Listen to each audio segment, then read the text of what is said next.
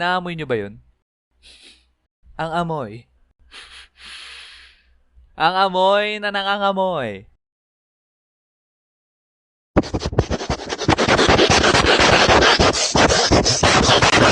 Nangangamoy pag-ibig na sa hangin, mga repa. Kaya ngayon, ikikwento ko sa inyo ang isa sa lagi nyo nare-request sa akin na ikwento, ang aking crush experience. At ngayon na, ang pinakamagandang time para ikwento ko to sa inyo.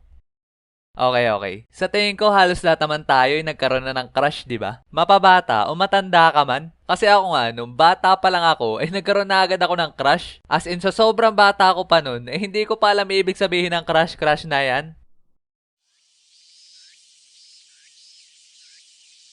Uy, Rio! Tara laro!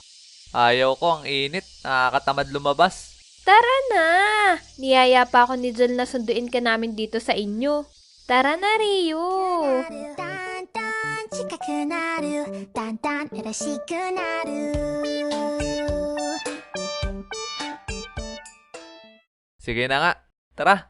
Noong mga panahon na yon, lagi akong tuwan-tuwa pag nakakasama namin sa paglalaro si Jill. Hindi niya tunay na pangalan. Kasi minsan, hindi siya pinapayagan ng mga magulang niya na lumabas ng bahay. Madalas din naman kami nakakapaglaro, pero hindi lang talaga katulad ng isa ko pang kaibigan na talaga namang araw-araw kami nakakapaglaro sa labas.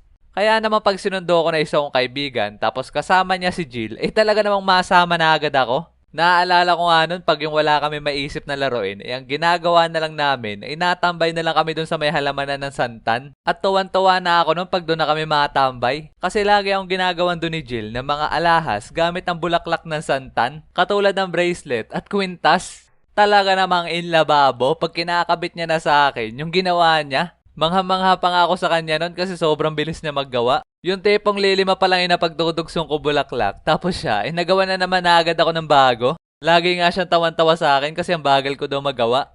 Kaya minsan, ang ginagawa ko na lang pag wala akong mabigay sa kanya pabalik, nilalagyan ko na lang siya ng bulaklak sa may lagayan ng hikaw sa tenga niya. だんだん近くなるだんだん嬉しくなる Very nice.